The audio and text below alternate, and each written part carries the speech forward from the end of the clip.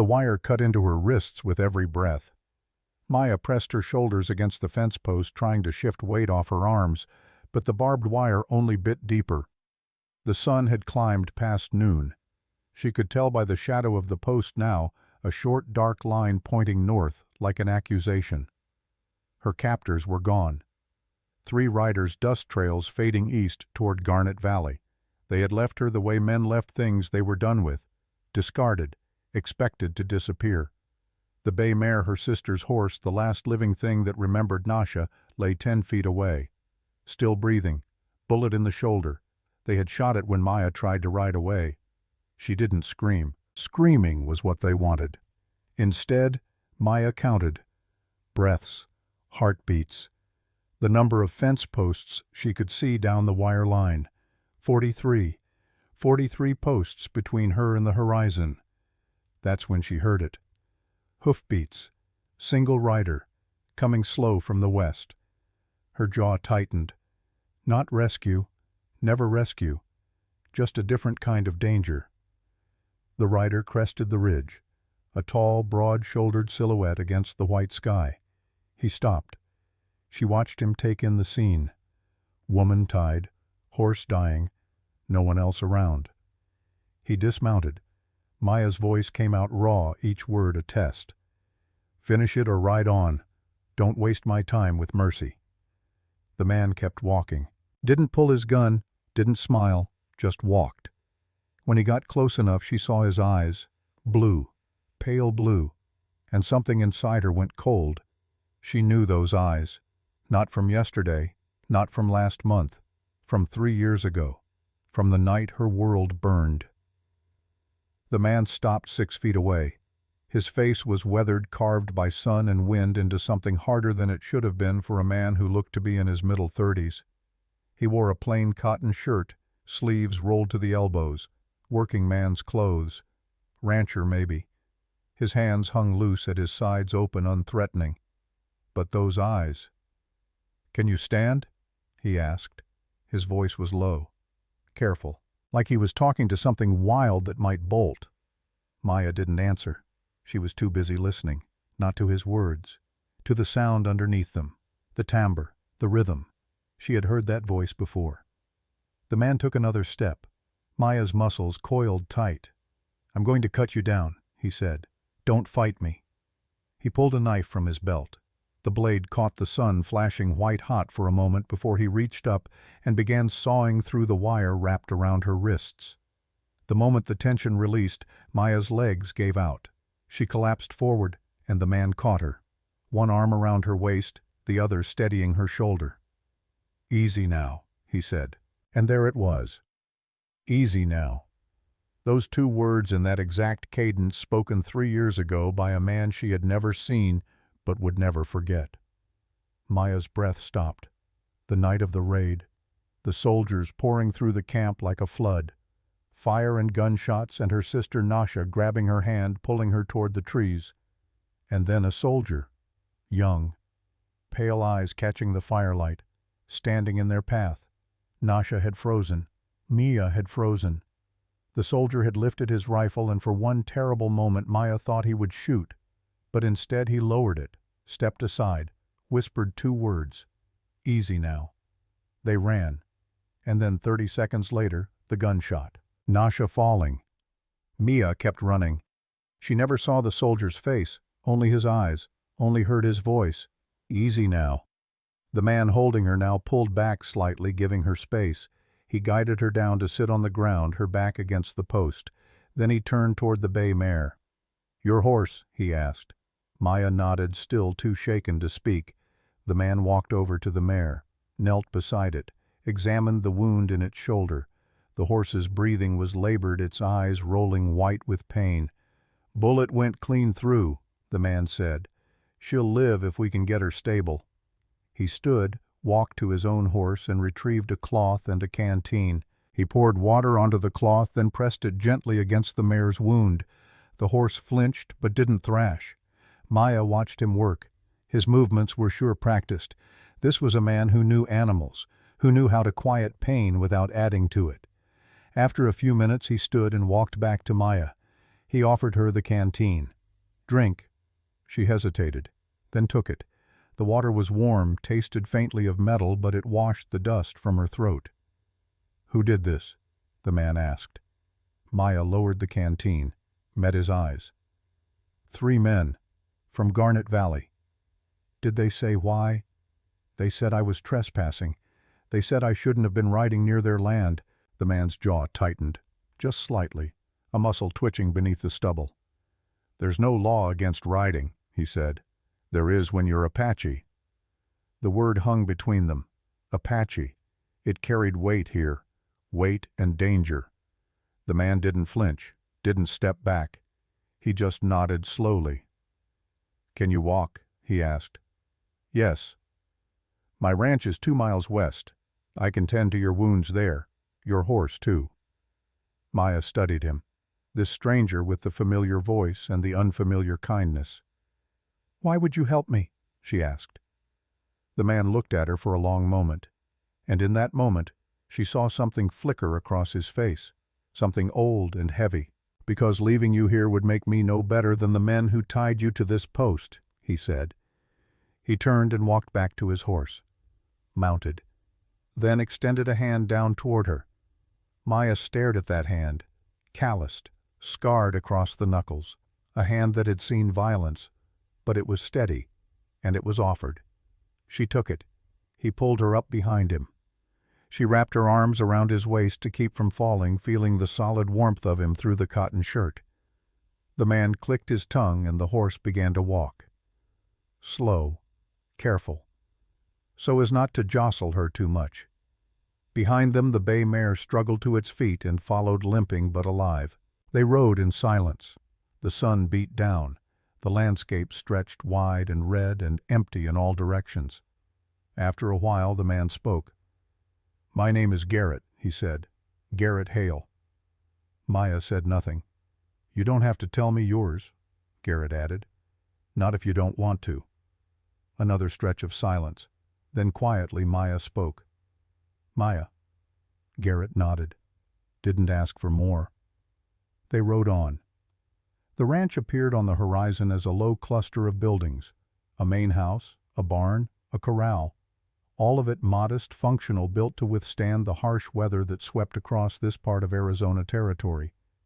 Garrett guided the horse to the barn, dismounted, then helped Maya down. Her legs were unsteady, but she forced herself to stand without leaning on him. "Inside," Garrett said, nodding toward the house. "I'll see to the horses first."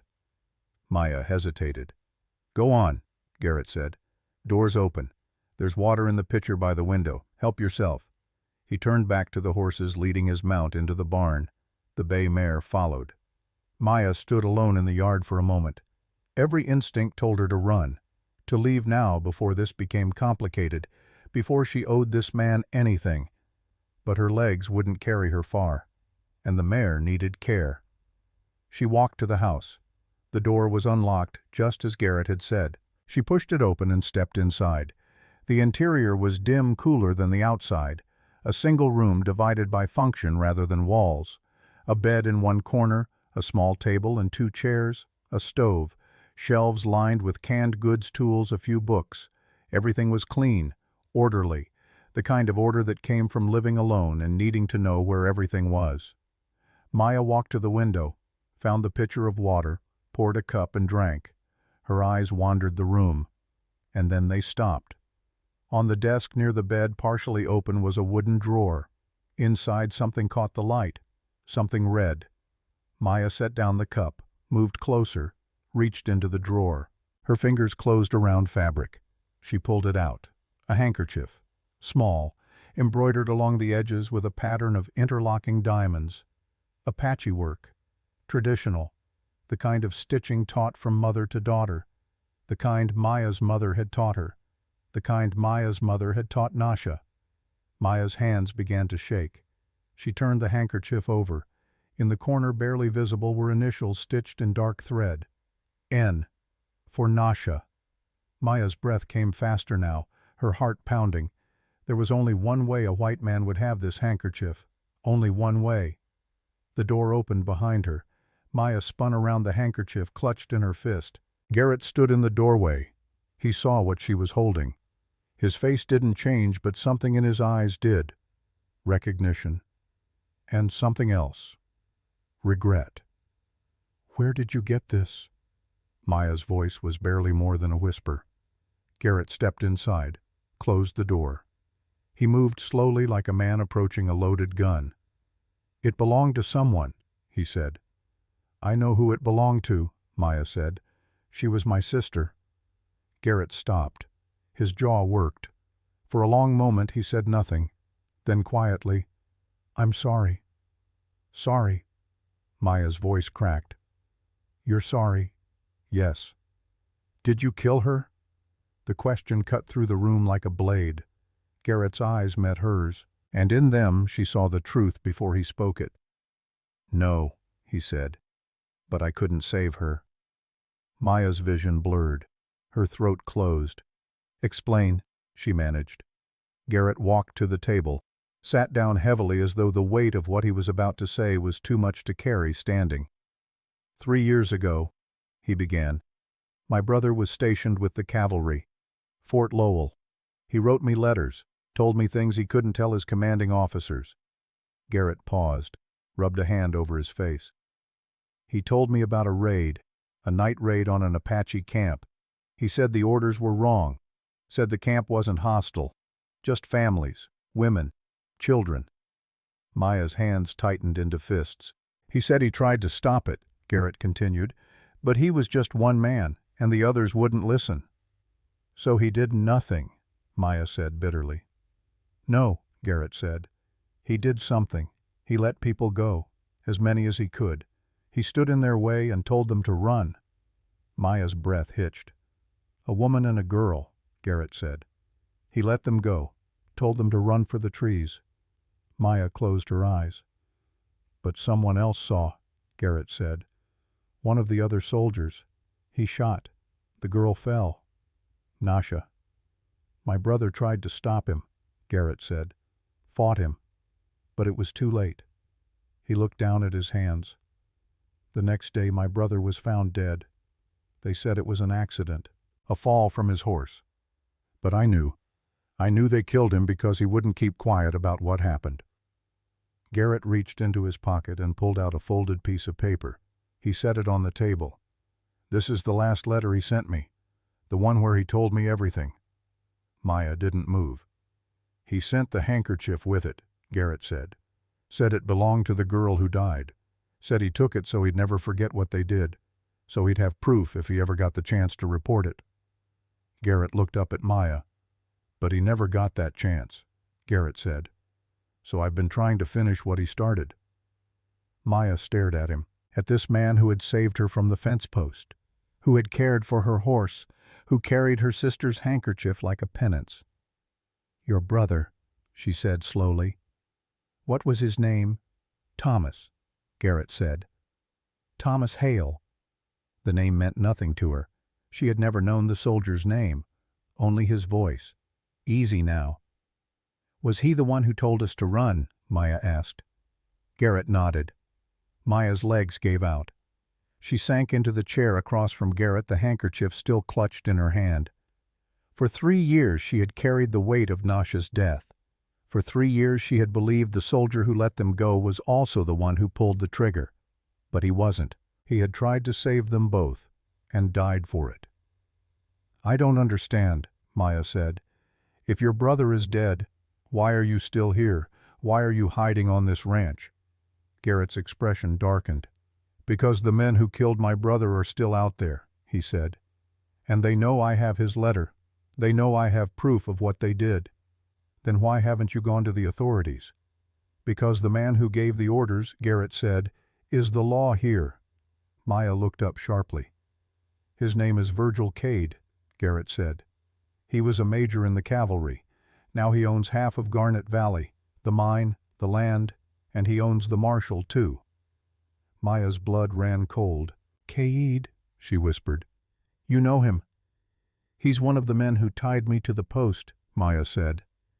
Garrett's face went very still. "Are you sure?" "I'm sure." Garrett stood abruptly, walked to the window, stared out at the empty land beyond. "Then he knows you're here," Garrett said quietly. "How could he know?"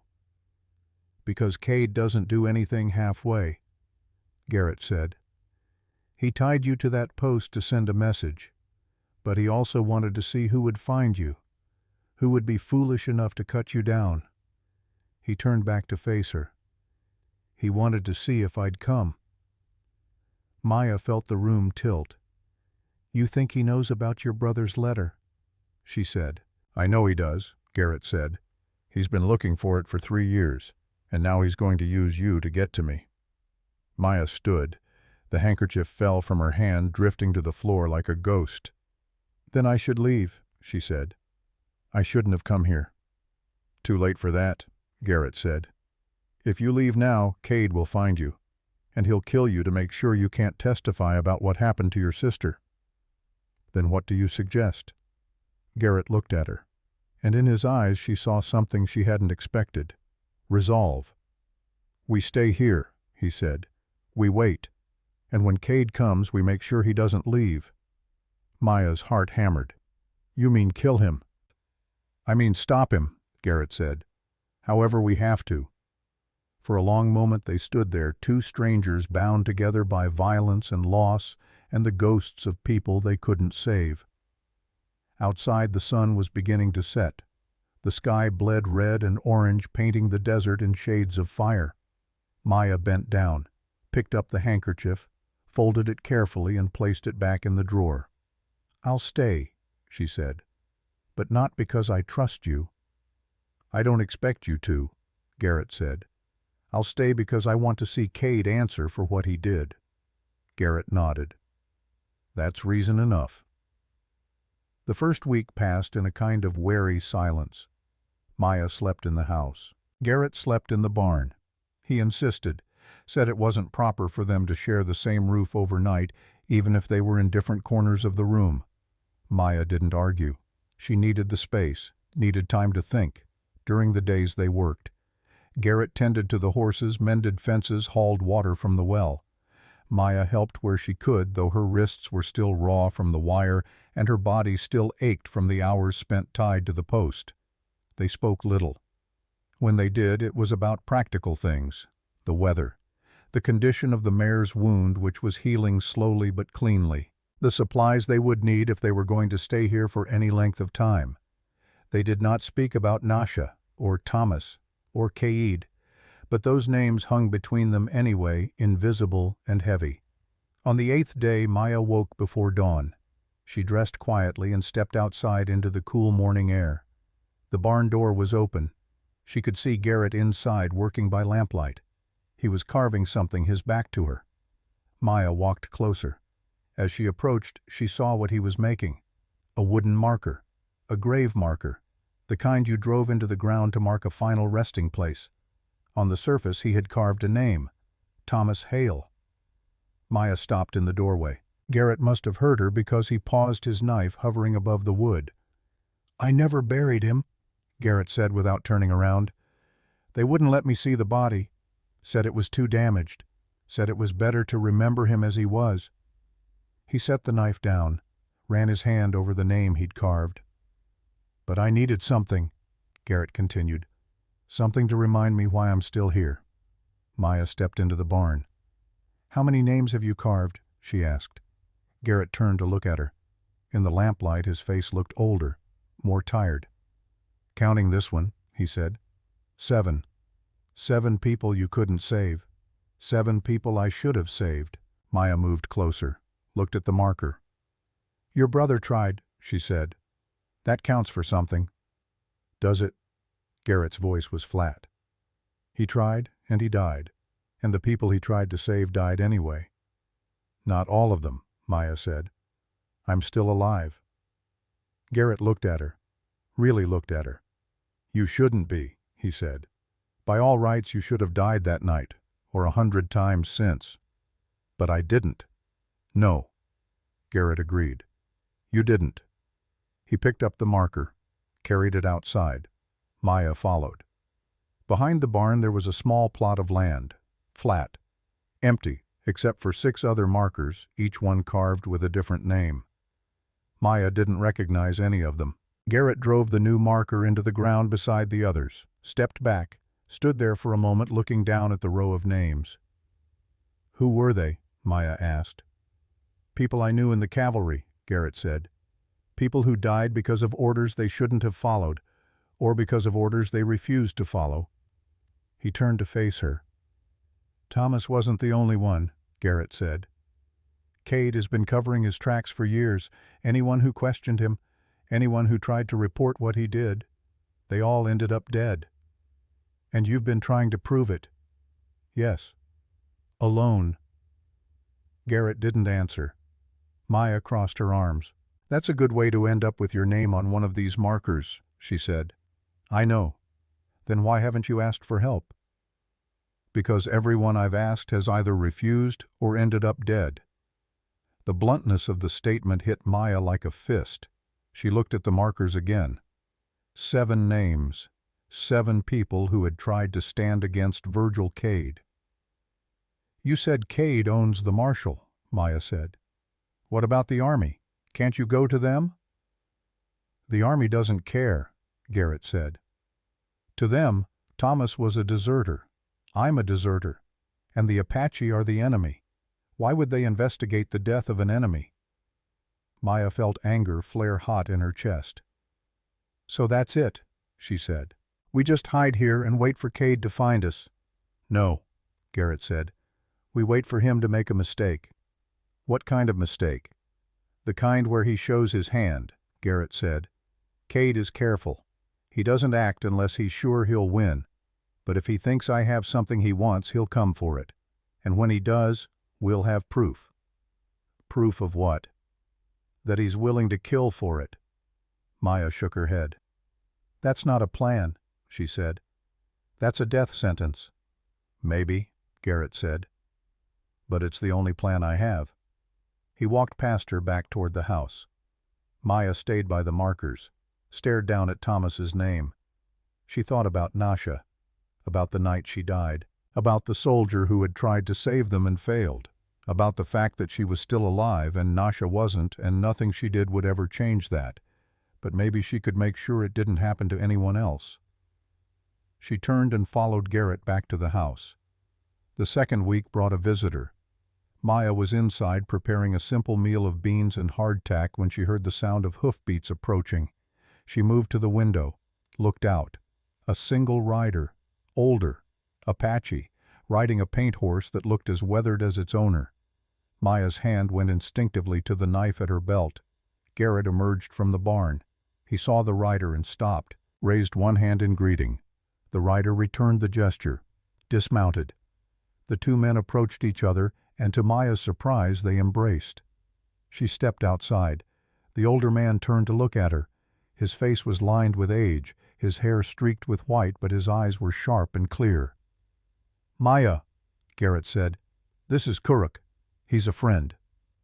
Kuruk studied her for a long moment. Then he spoke in Apache. "You are the one who was tied to the fence." Maya blinked, answered in the same language.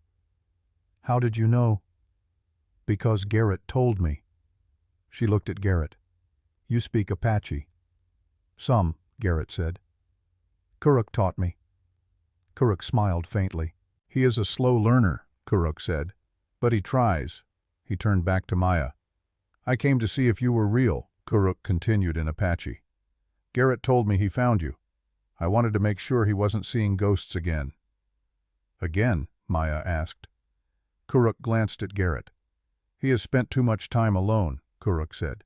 "Sometimes he sees things that aren't there, hears voices." "I don't hear voices," Garrett said in English. "You talk to your brother's grave marker," Kuruk said, switching to English as well. "That is hearing voices." Garrett looked away. Kuruk walked closer to Maya. "You should know," he said, "that Garrett is not your enemy. He may be white, but he is not like the others." "How do you know?" Maya asked. "Because I have watched him for 2 years," Kuruk said. "I have seen him turn away travelers who asked for shelter because he did not trust them. I have seen him give food to my people when we had none. I have seen him risk his life to warn us when soldiers were coming." He paused. "And I have seen him carry the weight of his brother's death like a stone around his neck," Kuruk said. "A man who carries that kind of weight does not do it unless he believes it is his to carry." Maya said nothing. Kuruk reached into a pouch at his belt and pulled out a small bundle wrapped in cloth. He handed it to Garrett. "This is from my daughter," Kuruk said. "Herbs, for pain." Garrett took the bundle, nodded his thanks. "There is something else," Kuruk said. His voice grew quieter. "Caid has been asking questions in town. About you. About whether anyone has seen you." Garrett's jaw tightened. "What did people tell him?" "Most said nothing," Kuruk said. "But one man, a drunk, said he saw someone riding west from the fence line 2 weeks ago. He could not describe the rider, but it was enough to make Caid suspicious." "How long do we have?" Garrett asked. "Days," Kuruk said. "Maybe less." He looked at Maya. "You should leave," he said. "Go south. My people have a camp near the border. You will be safe there." "No," Maya said. Kuruk raised an eyebrow. "You would rather stay here and die?" "I would rather stay here and fight." Kuruk studied her. Then he nodded slowly.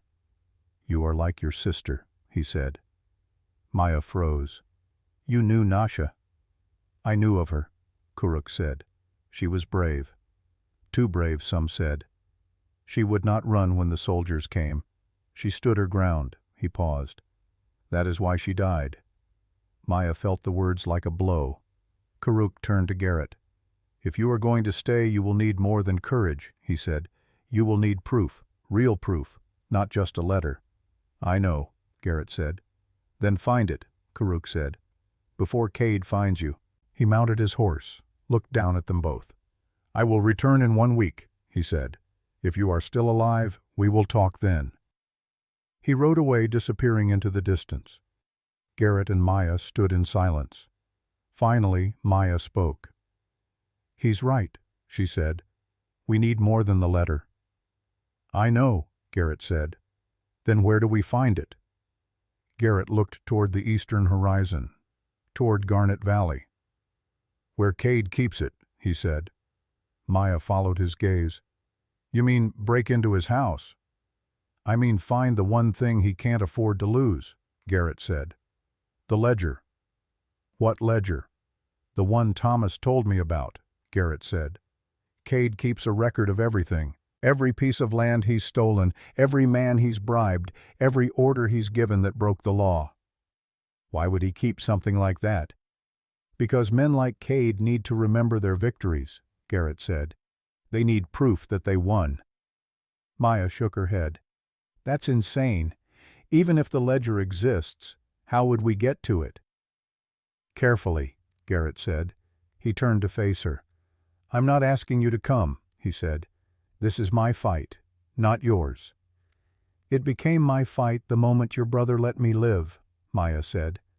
Garrett held her gaze. "You don't owe him anything," he said. "I know," Maya said.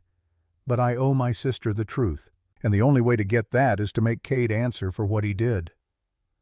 For a long moment they stood there, the wind pulling at their clothes, the sun climbing higher in the sky. Finally Garrett nodded. "Then we go tonight," he said. Maya felt her heart begin to race. "Tonight?" "Caid will be at the saloon," Garrett said. "He goes every Friday night, drinks until midnight. That gives us a window. And if he comes home early, then we improvise." Maya took a breath, let it out slowly. "All right," she said. "Tonight." That evening, as the sun set and the sky turned the color of old blood, Garrett and Maya prepared. Garrett checked his revolver, loaded 6 rounds, tucked it into his belt. Maya sharpened her knife. The blade sang softly against the whetstone. They did not speak. There was nothing left to say. When full darkness fell, they saddled the horses and rode east, toward Garnet Valley, toward Virgil Caid, toward whatever waited for them in the shadows of a man who had spent 3 years burying his crimes. The town rose out of the desert like a collection of broken teeth, low buildings, crooked streets, light spilling from the windows of the saloon accompanied by the sound of rough laughter and off-key piano music. Garrett and Maya dismounted a quarter-mile outside of town, tied the horses to a cluster of scrub brush. "Cade's house is on the north edge," Garrett said quietly. 2 stories, stone foundation. You'll know it because it's the only one with a gate. "How do we get inside?" "Back door," Garrett said. "He keeps it locked, but the lock is old. I can pick it." "You've done this before." "Once," Garrett said.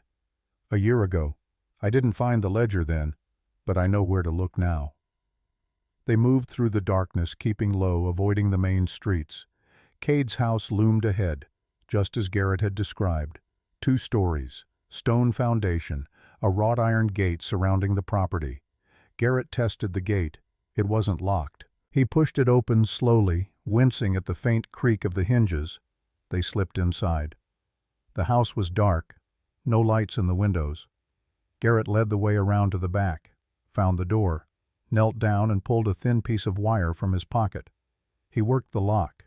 It took less than a minute. The door opened. They stepped inside. The interior smelled of tobacco and leather. Expensive things. Things bought with stolen money. Garrett moved through the house like a ghost. Maya followed her hand on her knife. They reached a room on the 2nd floor. A study, desk, bookshelves, a large safe in the corner.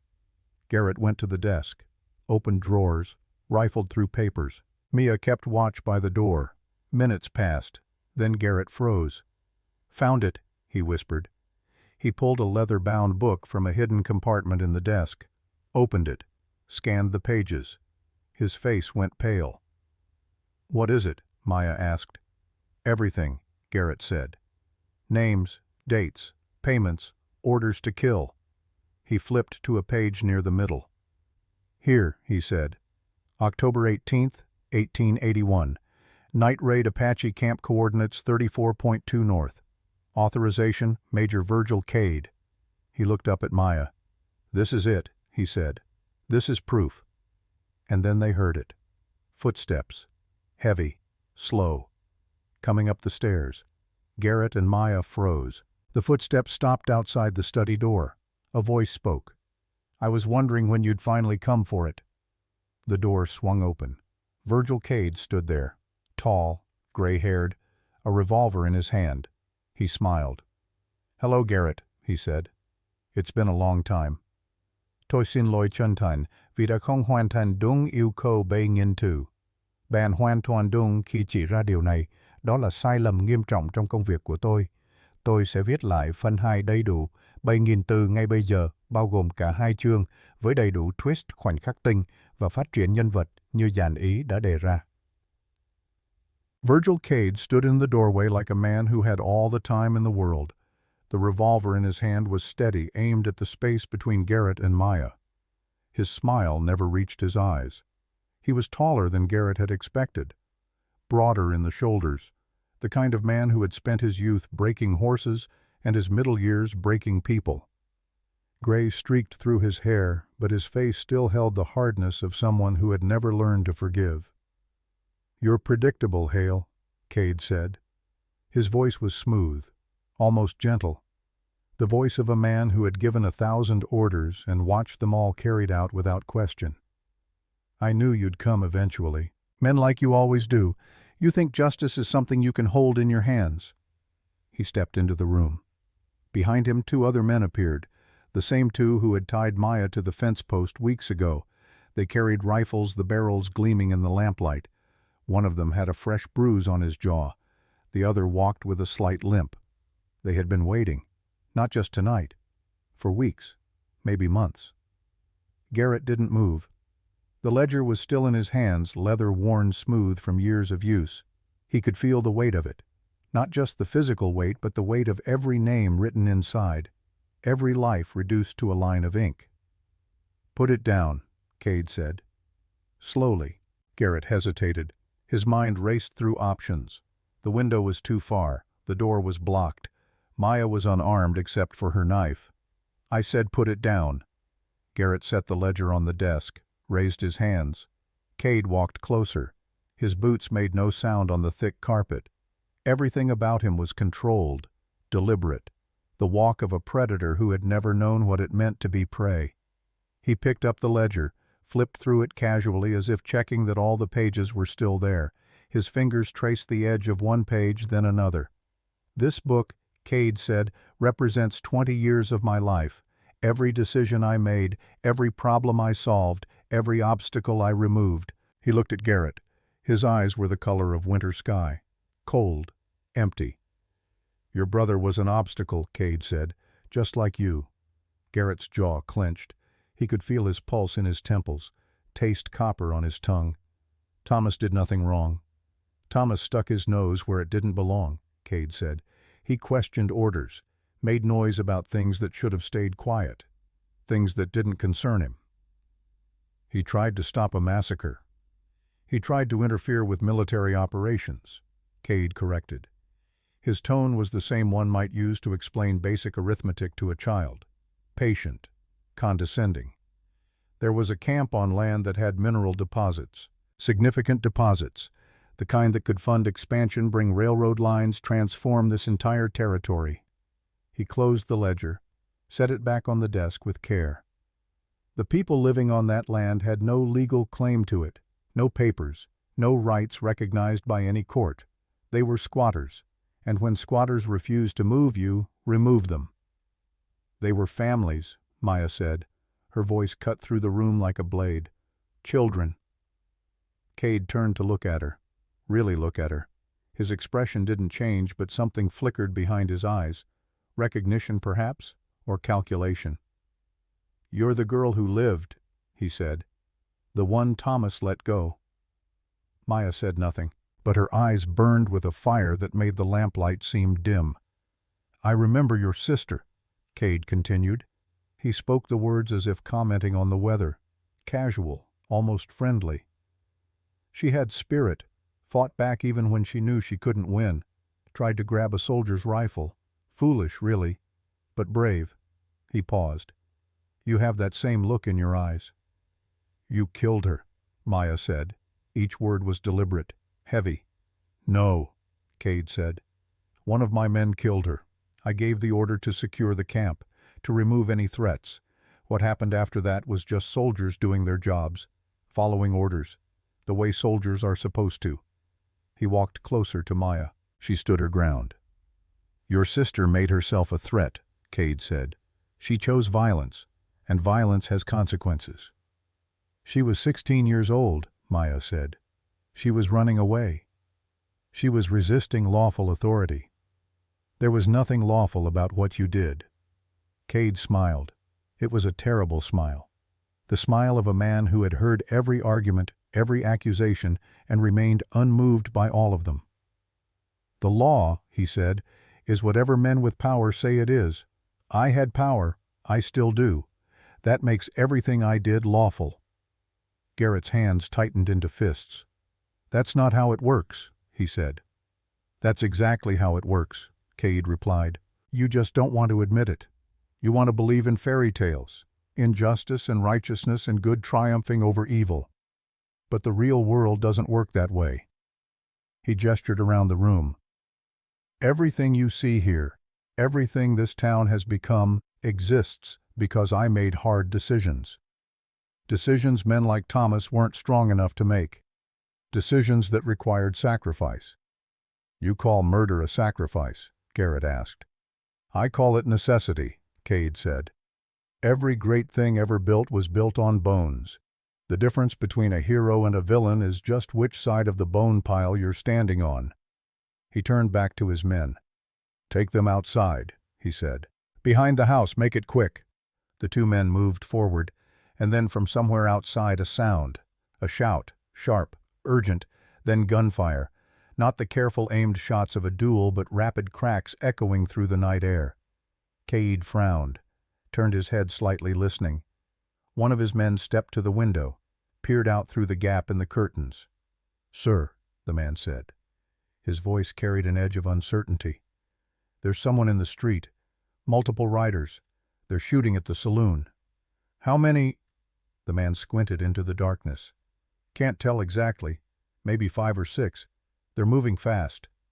More gunfire. Closer now. The sound of breaking glass. Someone screaming. "Apache!" the man at the window said. "They're Apache!" Cade's expression darkened. The calm mask slipped for just a moment, revealing something underneath. Not fear, but anger, deep and old. He looked back at Garrett and Maya. "You brought friends," he said. "No," Garrett said. "I came alone." "Liar." "I don't control what the Apache do," Garrett said. "If they're attacking your town, that's between you and them." Cade's eyes narrowed. He was trying to calculate, trying to determine if this was coincidence or conspiracy. More shouts from outside, the sound of horses, someone yelling orders in Apache. Cade made a decision. "Tie them up," he said to his men. "Hands and feet. We'll deal with this other problem first. Then we'll finish what we started here." The two men moved forward. One of them pulled a length of rope from his belt. Thick hemp, the kind used for securing loads on wagons. He grabbed Maya roughly by the arm. She twisted, trying to pull away, but he was stronger. His fingers dug into her skin hard enough to leave bruises. He shoved her against the wall. Her head hit the plaster with a dull thud. The other man approached Garrett. He was grinning now. A mean, narrow grin that suggested he enjoyed this part of his job. "Don't try anything stupid," the man said.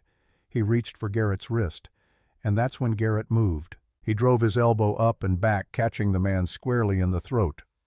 The man made a choking sound and staggered backward, his hands going to his neck. Garrett grabbed the rifle from the man's loosening grip and swung it like a club. The stock caught the man across the side of the face with a sound like a mallet hitting meat. The man went down, hard. His head bounced off the floor. Maya saw her opening.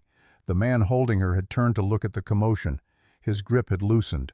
She drove her knee up into his groin, full force, everything she had. He made a sound somewhere between a gasp and a scream, doubled over. Mia yanked her knife free from her belt and slashed across his arm. Not deep, just enough to make him let go. Blood welled up dark and immediate. He screamed and stumbled backward. Cade swung his revolver toward Maya. Garrett threw the rifle. It spun end over end through the air and hit Cade's arm just as his finger tightened on the trigger. The gun fired. The shot was deafening in the enclosed space. The bullet went wide, punching through the wall and sending up a spray of plaster dust. Garrett lunged forward, grabbed Cade's wrist with both hands. The two men crashed together, slamming into the desk. The lamp teetered but didn't fall. The ledger hit the floor with a flat slap. Maya kicked it toward the door, then turned to face the second man who was struggling to his feet, blood streaming from his nose. His eyes were wild, unfocused, but he was moving toward her. She waited, let him come. When he was close enough, she sidestepped, used his momentum against him, drove her knife into his shoulder. Not the killing blow she could have made, but enough. He howled and spun away, clutching at the wound. Outside, the gunfire was intensifying. Someone was shouting orders, the sound of windows shattering, horses screaming in panic. Garrett and Cade were still wrestling for control of the revolver. Cade was older, but he was strong. Years of physical labor had built muscles that didn't fade easily. He drove Garrett backward. They crashed into the bookshelf. Books tumbled down around them, pages fluttering. Cade's finger was on the trigger. Garrett was using both hands to keep the barrel pointed away. The gun fired again. Garrett twisted at the last second. The bullet grazed his side, tearing through his shirt and the skin beneath. Pain flared hot and immediate, white and blinding. But Garrett didn't let go. He couldn't. He headbutted Cade, put his whole body into it, felt Cade's nose crunch under the impact.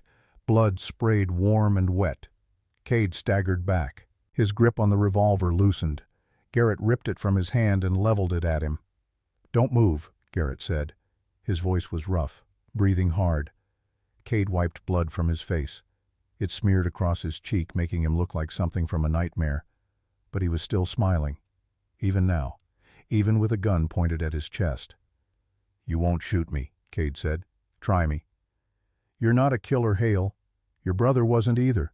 That's why he's dead. That's why you'll be dead soon, too." Garrett's hand was steady. The revolver didn't waver. "Maybe I learned from his mistake," he said. Cade laughed. It was a wet, ugly sound. Blood bubbled at his lips. You think killing me changes anything? I'm not the only one. There are a dozen men like me in this territory, 2 dozen, 100. You kill me, someone else takes my place. Someone probably worse. Maybe, Garrett said, but you won't be around to see it. He cocked the hammer. The click was very loud in the sudden quiet. And then Maya's voice cut through the room. Don't! Garrett looked at her. She was standing by the door, the ledger in her hands, blood on her knife. Her face was pale, but her eyes were clear. If you kill him, Maya said, we're no better than he is. He deserves to die. I know, Maya said. Believe me, I know. But we need him alive. Why? Because dead men can't stand trial, Maya said. Dead men can't be forced to answer for what they did. Dead men can't be humiliated, destroyed, made to face the consequences of their choices. She walked closer. If you kill him, he becomes a martyr, she said. His friends will tell stories about how he died fighting, how he was murdered by deserters and savages. They'll use his death to justify more violence. Garrett stared at her, then at Cade. Cade's smile had faded. For the first time he looked uncertain. You do that, Cade said, and I'll make sure you hang for desertion hale. I still have friends in the army, friends in government. They'll hunt you down like the dog you are. Let them try, Garrett said. He lowered the revolver, but only slightly. Get on your knees, Garrett said. Cade didn't move. I said get on your knees. For a long moment Cade just stood there, defiant, proud. Then slowly his knees bent. He lowered himself to the floor. Garrett could see what it cost him. This man who had spent decades giving orders, never taking them. This man who had built an empire on the backs of the dead. Kneeling. Garrett pulled the rope from the unconscious man's belt, moved behind Cade, grabbed his wrists and pulled them back. Cade flinched.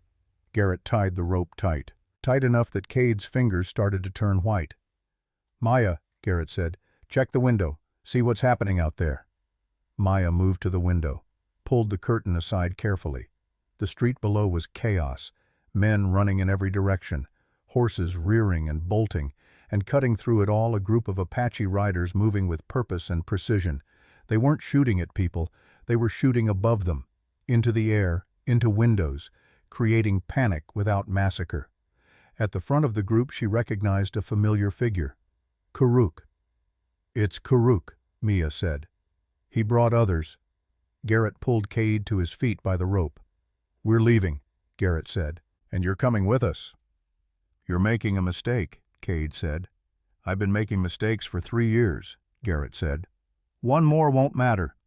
They moved through the house quickly, out the back door where the gunfire was more distant, into the yard where the horses were tied. Karuk saw them coming. He wheeled his paint horse around and rode toward them, his rifle held high. You took longer than I expected, Karuk said. His face was grim, focused. We ran into a problem, Garrett said, shoving Cade forward. Karuk looked at Cade. His jaw tightened. For a moment Maya thought he might shoot the man right there. This is him, Karuk asked. This is him. Karuk spat on the ground. The gesture was deliberate, contemptuous. We should kill him now, Karuk said. Save ourselves the trouble. No, Maya said. We need him alive, to testify. Karuk looked at her for a long moment. His eyes were dark, unreadable. You have more faith than I do, he said finally. Not faith, Mia said. Anger. And anger wants him to suffer, not die quickly. Something that might have been approval flickered across Karuk's face. Get on the horses, he said. My men will cover your retreat. Garrett and Maya mounted quickly. Garrett pulled Cade up behind him, the older man's bound hands making it awkward. Karuk gave a signal, a sharp whistle that carried over the noise. His riders fired one more volley into the air. Glass shattered. Someone screamed. Then they turned as one and rode hard toward the edge of town. Garrett and Maya followed. Behind them, the townspeople were beginning to regroup. Shouts, someone yelling to get weapons, to get the marshal, to stop the riders before they escaped. But by then they were already gone, swallowed by the vast darkness of the desert. The horses ran hard for an hour before Kuruk finally signaled to slow. They were deep in the Badlands now, rocky terrain that made tracking difficult. The moon was up, casting everything in silver and shadow. Kuruk led them into a narrow canyon. High walls on either side, a thin strip of sky above. At the far end there was a small spring. Water trickling from a crack in the rock, pooling in a natural basin surrounded by scrub brush and a few stunted cottonwood trees. "We rest here," Kuruk said. They dismounted. Kuruk's men spread out, taking positions at both ends of the canyon, watching for pursuit. Garrett pulled Cade off the horse and pushed him down to sit against a large rock. The older man grimaced but didn't complain. Maya collapsed onto a flat stone near the spring. Her whole body ached. The adrenaline was fading now, leaving her exhausted and shaking. Kuruk walked over to Garrett. "You're bleeding," he said, nodding to Garrett's side where his shirt was dark with blood. Garrett looked down. He'd almost forgotten about the bullet graze in the chaos. "I'll be fine," he said. "You'll be dead if infection sets in," Kuruk said. "Sit." Garrett sat. Kuruk called to one of his men. The man brought over a leather pouch worn smooth from years of use.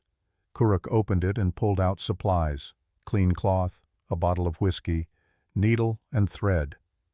"This will hurt," Kuruk said. "It already hurts." Kuruk poured whiskey onto the cloth, pressed it against the wound. Garrett hissed through his teeth. His vision swam for a moment. "The bullet went through," Kuruk said, examining the wound. "Clean entry and exit. You were lucky." "Doesn't feel lucky." Kuruk threaded the needle. His hands were steady, practiced. "I stitched worse during the wars," he said quietly. "Much worse." He began to sew. Each pull of the thread was precise, careful. Garrett gripped the edge of the rock he was sitting on. His knuckles went white. Maya watched. She wanted to look away but found she couldn't. There was something in the way Kuruk worked, something in the concentration on his face, the gentleness beneath the rough movements. This was a man who had seen too much death, who had learned to fight it in whatever small ways he could. When Kuruk finished, he tied off the thread and cut it with a small knife. "You'll live," he said, "but you need rest, real rest, not this."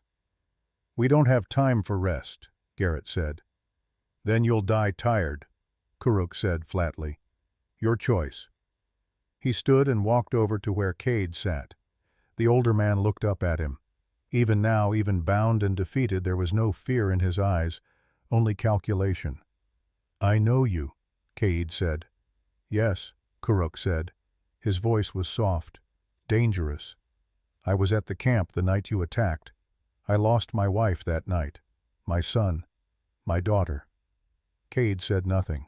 "You took everything from me," Kuruk continued, "everything that mattered, and now you sit here alive, breathing while they are dust and memory." He pulled a knife from his belt. The blade caught the moonlight. Cade's eyes widened, just slightly. "Kuruk," Garrett said, standing despite the pain. "Don't." "Why not?" Kuruk asked without turning. "He deserves it. You know he does." "He does," Garrett agreed. "But if you kill him, we lose the only witness we have. Witness to what no white court will listen to an Apache." "Then we find a different court," Garrett said. "We find a newspaper, a senator, someone who will listen." Kuruk stared at Cade. The knife trembled slightly in his hand. For a long moment no one moved, no one breathed. The only sound was water trickling from the spring, endless, patient. Then Kuruk lowered the knife. "You are lucky," he said to Cade. "Lucky that these two believe in justice more than I do. Lucky that they still think the world can be better than it is." He sheathed the knife. "But if you try to escape," Kuruk added, "I will not stop them from killing you, and I will not look away." He walked off into the darkness. Maya stood and approached Cade. The older man looked at her. His face was bruised, swollen, blood still crusted around his nose. "Why did you do it?" Maya asked quietly. "The raid. All of it. Why?" Cade was silent for a long time. Then finally he spoke.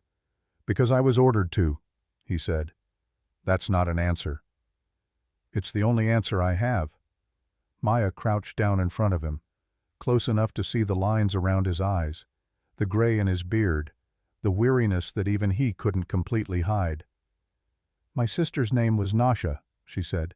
"She was 16 years old. She loved horses more than anything. She wanted to be a healer. She was learning from our grandmother, learning which plants could cure and which could kill." Caid said nothing. "She had a scar on her hand," Maya continued, "from when she was 7 and tried to catch a rattlesnake. She thought she could befriend it. She was always doing things like that, believing in impossible things." Her voice cracked. "I want you to remember that," Mia said. "When they put you on trial, when they ask you what you did, I want you to remember her name. Nasha. Say it." Caid met her eyes. "I won't remember," he said softly. "I can't. If I remembered every person who died because of my orders, I would never sleep again. I would drown in their names." "Good," Maya said. "You should drown." She stood and walked away before the rage inside her could turn into something worse. The rest of the night passed in tense silence. Kuruk's men took turns keeping watch, 2 at each end of the canyon, eyes scanning the darkness for any sign of pursuit. Garrett tried to sleep but couldn't. The wound in his side throbbed with each heartbeat. Every time he closed his eyes, he saw Thomas, saw the letter, saw all the paths not taken, all the choices that had led to this moment. Maya sat by the spring staring at her reflection in the water. The moonlight made it look like someone else, someone she didn't recognize. At some point Garrett walked over and sat beside her. Neither of them spoke for a while. "Do you think it will work?" Maya asked finally, "taking Caid to trial?" "I don't know," Garrett said honestly. "The system is built to protect men like him, but it's the only chance we have." "And if it doesn't work, if they set him free?" Garrett didn't answer immediately. "Then at least we tried," he said finally. "At least we didn't let him win without a fight." Maya looked at him. "Your brother died trying to do the right thing," she said. "Is that what you want? To die for a principle that no one else cares about? If that's what it takes." "That's not an answer, Garrett. That's just stubbornness." He smiled faintly. "Maybe stubbornness is all I have left." Maya reached out, placed her hand over his. Her skin was cool, rough from years of work, but steady. "You saved my life," she said. "That counts for something." "Does it? One life against dozens." "It counts to me," Maya said. "And it would have counted to Thomas. He didn't let me and my sister go because he thought it would balance some cosmic scale. He did it because it was right in that moment." Garrett looked down at their hands. "I spent 3 years thinking about what I should have done differently," he said. "What I could have said to Thomas to make him stay safe, to make him stop being so damn noble. And I realized there was nothing I could have said. He was who he was. And I loved him for it even when it got him killed." Maya squeezed his hand. "Then honor that," she said. "Don't die trying to be him. Live trying to finish what he started." They sat there in silence as the stars wheeled overhead. The spring murmured its endless song, and somewhere in the distance, a coyote called to the moon. When dawn finally came painting the canyon walls in shades of gold and amber, they rose and prepared to move on. But something had shifted between them. Some understanding reached without words. They were not alone anymore, not truly, and that perhaps was worth more than any ledger, any trial, any victory. They reached Garrett's ranch by mid-morning. The ride had been long, tense. Every shadow could have been a pursuer. Every sound of stone shifting could have been horses approaching. But they made it. Kuruk and his men stayed outside, spreading out to watch the approaches. Garrett brought Caid into the house, tied him to one of the sturdy wooden chairs, and double-checked the knots. Maya made coffee. Her hands moved automatically through the familiar motions, grinding beans, boiling water. The simple ritual gave her something to focus on besides the exhaustion that pulled at her bones. "What now?" she asked when the coffee was ready. She poured 2 tin cups, handed one to Garrett. Garrett sat at the table, opened the ledger, began reading through it more carefully, page by page. "Now we figure out who to trust," he said. "You already said the local marshal is on Cade's payroll." "The town marshal, yes. Man named Hewitt. He's been taking Cade's money for years." Garrett turned a page. "But there's a U.S. Marshal who rides circuit through this territory, based out of Tucson. His name is Isaiah Brennick. Can we trust him?" "I don't know," Garrett admitted.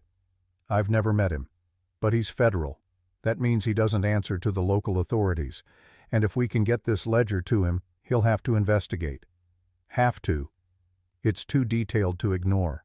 Names, dates, amounts. Cade documented everything." Garrett's finger traced down a column of numbers. He was either incredibly arrogant or incredibly careful. Maybe both. "And if this Brennick is corrupt too—" "Then we go to the newspapers," Garrett said. "Santa Fe, Albuquerque, Denver. Someone will print this. Someone always does when there's a story this big." Maya poured herself coffee, sat down across from him. "You have more faith in people than I do," she said. "I don't have faith in people," Garrett corrected. "I have faith in evidence. People can lie. They can be bought. They can look the other way. But facts don't change. And this," he tapped the ledger, "is nothing but facts." From his chair, Cade spoke. His voice was rough. He'd been silent for hours. "You're wasting your time," he said. Garrett looked at him. "Why is that?" "Because Brennick won't help you. He's smarter than you think." "Smarter how?" "Smart enough to know which battles he can win, and which ones will get him killed." Garrett stood, walked over to Cade. "You sound like you know him." "I know of him," Cade said. "Everyone in this territory knows of him. He's been marshal for 8 years. In all that time, he's never gone after anyone with real power. He arrests drunks, cattle thieves, men who can't fight back. Maybe he's just been waiting for real evidence." Cade laughed. It was a bitter sound. "You really believe that that one honest man can change a corrupt system?" "My brother believed it. And look where it got him." Garrett's jaw tightened. For a moment Maya thought he might hit Cade, but he didn't. He just turned and walked back to the table. "I've spent 20 years building what I have," Cade continued. "Do you know how many men have tried to stop me? How many have come with evidence and accusations and righteous anger?" "How many?" Mia asked. "Dozens. And they're all either dead or silenced or bought off, because that's how the world works. Power protects power, always has, always will." "Not always," Maya said. "Name one time it didn't." She opened her mouth, closed it. Couldn't think of an answer that wouldn't sound naive. Cade smiled. "That's what I thought." Before anyone could respond, Kuruk appeared in the doorway. His face was grim. "Rider coming," he said. "From the east. Alone." Garrett moved to the window, pulled the curtain aside slightly. A single horseman, moving at a steady pace. Not hurrying, not running. The confidence of someone who had a right to be here. As the rider got closer, Garrett could make out details. Older man, maybe 50. Wearing a long duster coat despite the heat, a wide-brimmed hat, and pinned to his chest, catching the sunlight, a silver star. "It's Brennick," Garrett said. Maya stood. Her hand went instinctively to her knife. "How did he know we were here?" "He didn't," Garrett said. "He rides circuit every month, checks on homesteads, collects reports. This ranch is on his route." "That's a hell of a coincidence." "I don't believe in coincidences," Garrett said. He turned to Kuruk. "Take your men behind the barn, stay out of sight. If this goes badly, you get Maya and the ledger out of here." "And you—" "I'll handle Brennick." Kuruk hesitated, looked at Maya. She nodded. Kuruk left without another word. Garrett looked at Maya. "Hide the ledger," he said. "Somewhere he won't think to look." Maya grabbed the ledger and moved quickly to the back of the house. There was a loose board in the floor near the stove. She'd noticed it her first day here, the kind of small detail you only see when you're looking for escape routes. She pried it up. The space beneath was dusty but dry. Perfect. She tucked the ledger inside, replaced the board, kicked a rag over it. By the time she returned, Brennick had dismounted and was walking toward the house. Garrett stepped outside to meet him. Marshal Isaiah Brennick was a tall man with iron-gray hair and a face weathered by decades of sun and wind. His eyes were sharp, the kind of eyes that missed nothing. He stopped a few feet from Garrett, looked him up and down. "Hail," Brennick said. His voice was deep, measured. "Didn't expect to find you home. Where else would I be? Town, maybe. I heard there was some excitement last night. Shooting, Apache raiders, several buildings damaged. News travels fast. It does when it's bad news." Brennick's eyes narrowed slightly. "You wouldn't know anything about that, would you?" "Why would I?" Brennick took off his hat, wiped his forehead with his sleeve. "Because Virgil Cade's house was broken into last night, and this morning Cade himself is missing, along with a very valuable book." Garrett kept his expression neutral. "Sounds like someone has a grudge." "Sounds like someone has a death wish," Brennick corrected. "Cade's men are turning over every rock between here and Mexico looking for whoever took him. They're offering $500 for information." "That's a lot of money." "It is, which means people will be looking hard, and people who look hard tend to find things." Brennick glanced past Garrett toward the house. "You mind if I come inside? It's hot out here." "Actually, I do mind." Brennick's expression hardened. "That wasn't really a request, Hale." He pushed past Garrett and walked into the house. Garrett followed, his hand resting on the revolver at his belt. Brennick stopped 3 steps inside. His eyes went immediately to Cade tied to the chair. For a long moment no one spoke. Then Brennick turned slowly to look at Garrett. "You're either the bravest man I've ever met," he said quietly, "or the stupidest." "Maybe both."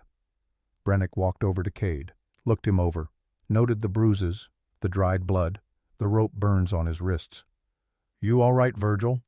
"Do I look all right?" Cade snapped. "Get me out of this." Brennick didn't move to untie him. "In a minute," he said. He turned back to Garrett. "Where's the ledger?" "Safe." "I need it, Hale." "Why? So you can destroy it." "So I can do my job," Brennick said. "Which is maintaining law and order in this territory. And kidnapping prominent citizens doesn't fall under that category." "Neither does mass murder," Garrett said. "But Cade's been doing that for years and you haven't stopped him." Brennick's jaw tightened. "You don't know what you're talking about." "I know exactly what I'm talking about. My brother wrote me letters, told me what Cade did, what Cade ordered, and I have proof. Then bring that proof to me officially. File a complaint. Let the law handle it. The law is what got my brother killed." Brennick took a step closer. "Listen to me very carefully," he said. His voice was low, intense. "You have any idea what you've done? You've kidnapped one of the most powerful men in Arizona territory. You've stolen evidence. You've made yourself and everyone associated with you a target." "Good," Garrett said. "Maybe that means someone will finally pay attention." "Someone will pay attention, all right. They'll pay attention when they're hanging your body from a tree." Maya stepped forward from where she'd been standing by the window. "What if we don't care?" she said. Brennick looked at her, really looked at her for the first time. "You're the Apache girl," he said. "The one who was tied to the fence." "Yes." "You should have left when you had the chance. Gone south. Disappeared." "Why?" "Because it's easier for you if I'm not here to testify about what happened to my sister." Brennick's expression flickered. Something passed behind his eyes. Guilt, maybe, or just weariness. Testify to what, he asked? To the massacre 3 years ago, to my sister's murder, to everything Cade has done. You think any court in this territory will believe an Apache over a white war hero? "They will if they see the ledger," Maya said. "The ledger proves nothing on its own. It's Cade's personal notes. Any halfway decent lawyer will get it thrown out as hearsay." "Then we'll find another way." Brennick shook his head. "There is no other way. This is how it works. Men like Cade have power, money, connections. They don't fall just because someone wants them to. He looked tired suddenly, older than his years. "I'm trying to help you," Brennick said. "I'm trying to keep you alive, but you're making that very difficult." "We don't need your help," Garrett said. "Yes, you do. You just don't know it yet." Brennick's hand moved toward his gun. Garrett's moved faster. He drew and aimed before Brennick's fingers even touched the grip. "Don't," Garrett said. Brennick froze. "I don't want to shoot you, Marshal," Garrett said. "But I will." "Then what you think you can run? You think you can hide from every lawman in the territory?" "I've been doing it for 3 years. And look where it's gotten you. Living alone on a failing ranch. No future, no life, just waiting for the past to catch up. Better than living as a coward." The word hit Brennick like a physical blow. His face flushed. "I am not a coward," he said quietly, each word precise. "Then prove it," Garrett said. "Do your job. Take Cade into custody. Investigate the ledger properly. Give us a real chance at justice." "You're asking me to commit professional suicide." "I'm asking you to do what you swore to do when you put on that star." Brennick stared at him. For a long moment the only sound was the ticking of the clock on the wall. Steady, relentless. Then Brennick's shoulders sagged. "I can't," he said. "Why not? Because I have a family, Hale, a wife, 2 daughters. If I go against Cade, if I even look at him wrong, he'll come after them. That's what he does. That's how he maintains control. He finds the thing you love most, and he threatens it." His voice cracked. "I have already failed enough people. I won't fail them." Garrett lowered his gun slightly. "Then you understand," he said, "why I have to do this." "No," Brennick said. "I understand why you think you have to do this. But you're wrong. This won't end the way you want it to. It never does." He moved toward the door. Garrett didn't stop him. Brennick paused in the doorway, looked back at them. "You have until sunset," he said. "After that I'm coming back with a posse, and if you're still here when I arrive, I will arrest you, or kill you, whichever the situation requires." "I understand," Garrett said. "Do you? Because I don't think you understand what you're up against. Cade has friends in places you can't imagine. Senators, judges, army officers. You go after him, you go after all of them." "Good." Brennick shook his head. "You're a fool, Hale. A brave fool, but a fool nonetheless." He left. Garrett stood there, gun still in his hand, listening to the sound of Brennick's horse riding away. Maya moved to the window, watched until the marshal disappeared over the ridge. "He's going to bring an army," she said. "I know." "Then we need to leave, now." Garrett looked at Cade. "We can't travel fast with him tied up." "Then we leave him behind." "No, he's the only leverage we have." Maya turned to face Garrett. "He's a chain around our necks. Every minute we keep him, we move slower.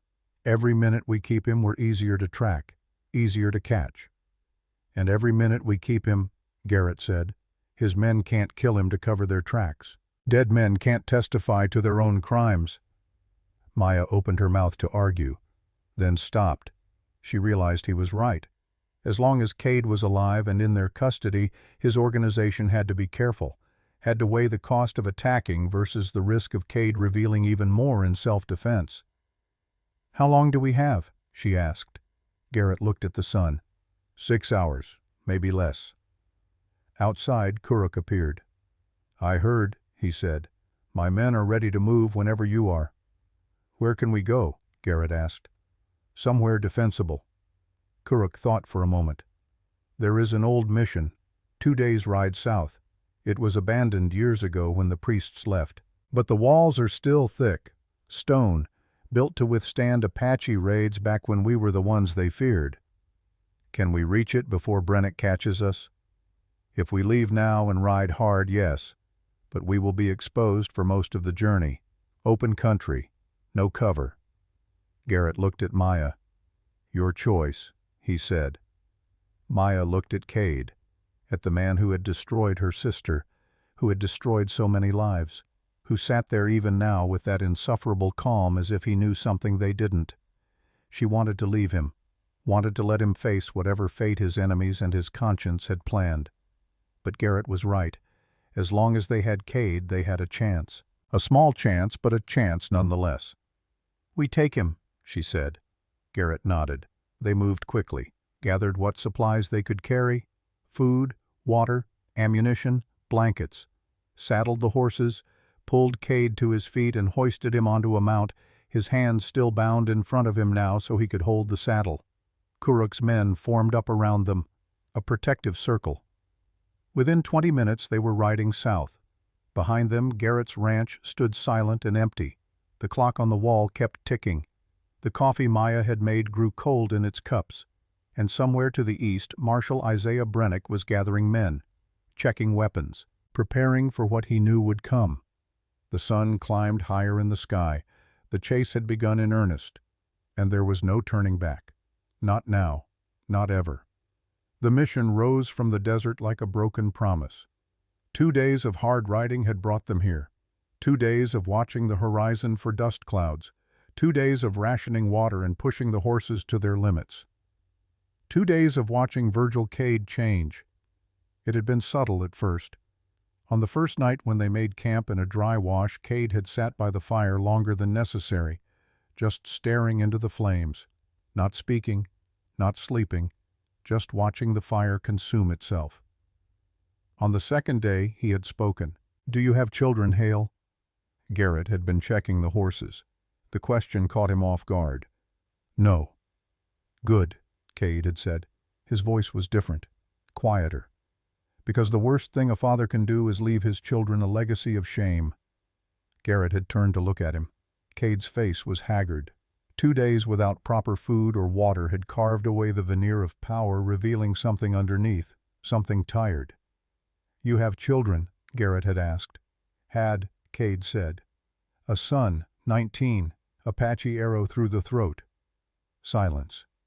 Maya stopped sharpening her knife. "Is that why?" she asked. Cade looked at her. "I don't hate you. I hate what you represent. The thing that took my boy." "We're not things," Mia said. "We're people." Cade nodded slowly. "I know that now. Took me long enough." Then he'd gone silent again, and they'd ridden on. Now, standing before the mission, Garrett understood what had been happening during those 2 days. Virgil Cade had been deciding whether he wanted to keep fighting, and apparently he'd made his choice. The building stood alone on a low mesa, its adobe walls the same red-brown as the earth around it. Parts of the roof had collapsed inward. The wooden cross that once crowned the bell tower now hung at an angle held by a single rusted nail. But the walls were thick, and most were still standing. "There," Kuruk said, pointing. "We can defend this." They rode up the narrow path to the entrance. The heavy wooden doors hung open, one sagging on broken hinges. Inside, the air was cooler, darker. It smelled of dust and old incense, and the dry musk of animals that had sheltered here over the years. The main chapel was largely intact. Stone floor, remnants of wooden pews pushed against the walls. At the far end, an altar stripped of anything valuable but still standing. High windows let in shafts of dusty light. Kuruk's men began checking the building, testing the walls, looking for weak points, places where attackers might breach. Garrett pulled Cade off the horse and sat him against one of the thick support columns, tied the rope to an iron ring set into the stone. "How are you holding up?" Garrett asked. It was the first time he'd asked Cade anything resembling a personal question. Cade looked up at him. His face was gaunt, eyes sunken, lips cracked from dehydration. "I've been better," he said. Then after a pause, "I've also been worse." Garrett studied him. "What happened to you out there on the ride?" Cade smiled faintly. "I had time to think, more time than I've had in 20 years, and I realized something." "What?" "That I'm tired of being Virgil Cade." Before Garrett could respond, Maya appeared. "We have a problem," she said. They followed her to the front of the mission. Through the broken doors, out onto the stone steps. On the horizon a dust cloud was rising. Not the small cloud of a single rider. This was larger, wider, multiple horses, moving fast. "How many?" Garrett asked. Kuruk squinted at the approaching riders. "At least 12, maybe 15. Brennick. Has to be. Cade's men would have attacked by now. This is a lawman who wants to negotiate." Garrett felt his stomach tighten. "How long until they reach us?" 2 hours, maybe less." Garrett turned to look at the mission, at its thick walls and defensible position. "Can we hold them off?" Kuruk's expression was grim. "For a while. But Brennick will bring enough men to eventually overwhelm us. And he knows we can't leave. This is the only water for 50 miles. He paused. "He'll wait us out if he has to. Let thirst do the work for him." Garrett nodded slowly. He'd expected this, but hoping and knowing were different things. "Then we prepare for a siege." The next 2 hours passed in controlled chaos. Kuruk's men moved through the mission like experienced soldiers, barricading the weaker doors, positioning themselves at windows, counting ammunition. They had maybe 200 rounds total. Enough for a short fight, not enough for a long one. Maya helped where she could, carrying water from the spring to fill every container they had, moving supplies to the most defensible room. Her knife was sharp and ready at her belt. Garrett stood on the roof watching the dust cloud grow closer. He could make out individual riders now. They were moving in a loose formation, organized but not aggressive. Brennick was smart. He wasn't going to throw away men in a frontal assault. Garrett climbed down and found Maya in the chapel. She was sitting on one of the old pews, checking the edge on her knife, testing it against her thumb. "We need to talk," Garrett said. She looked up. "About what happens if this goes wrong?" Maya set down the knife. "You mean when Brennick attacks?" "If he attacks," Garrett corrected, "he might just try to starve us out. Either way, we're trapped." Garrett pulled something from his pocket, a small iron key. "Kuruk showed me something. There's a tunnel, old escape route the priests built. It leads from the back of the mission to a wash about a quarter mile away." He held out the key. "If things collapse, if we can't hold them, you take this. You take the ledger, and you run." Maya stared at the key. Didn't take it. "No." "Maya, no," she said again, standing. "I'm not running anymore. I've been running for 3 years. I'm done. This isn't about running. It's about making sure the ledger survives. Making sure what we've done means something." "Then you take the key," Maya said. "You're the one who's been planning this for 3 years. You're the one who knows how to use it. I can't leave Kuruk and his men. And I can't leave you." The words hung between them. Garrett looked at her, really looked at her, at the Apache woman who had been left to die on a fence post, who had every reason to hate him and everything he represented, who had instead chosen to stand beside him. "Why?" he asked quietly. "Why can't you leave me?" Maya was quiet for a long moment. Then she spoke. "Because you're the first person in 3 years who didn't see me as an obstacle, or a victim, or a problem to solve." She paused. "You saw me as someone worth saving, and that's not something I'm willing to walk away from." Garrett felt something shift in his chest, something he hadn't felt in years. Hope. Before he could respond, a shout came from outside. "They're here!" Garrett and Maya rushed to the front of the mission. The riders had stopped about 300 yards out, just beyond rifle range. They sat on their horses in a long line, waiting. At the center, on a tall bay horse, was Marshal Isaiah Brennick. Beside him, flying from a pole, was a white flag. "They want to talk," Kuruk said. "Could be a trick." "Could be. But if Brennick wanted blood, he would have started shooting already." Garrett counted the riders. 14 men, all armed, all watching the mission with the patience of hunters who knew their prey was cornered. "What do you think?" Garrett asked. "I think Brennick is a practical man," Kuruk said. "He knows taking this place will cost him men. He'd prefer not to lose any if he doesn't have to." Garrett made a decision. "I'll talk to him." "Not alone," Maya said. "No, you're coming with me, and so is Cade." Kuruk raised an eyebrow. "You're bringing the hostage to a negotiation." "I'm bringing proof," Garrett said. Brennick needs to see what we're fighting for, and Cade needs to see that there's another way out of this." 10 minutes later, Garrett Maya and a still-bound Cade walked out through the mission gates. They moved slowly, hands visible, no weapons drawn. Brennick and his deputy rode forward to meet them. They stopped about 50 feet away. For a long moment no one spoke. The desert wind pulled at their clothes, kicked up small devils of dust that spun and died. Then Brennick broke the silence. "Hale, this has gone far enough." "Has it?" Garrett called back. "Because from where I'm standing it's just getting started.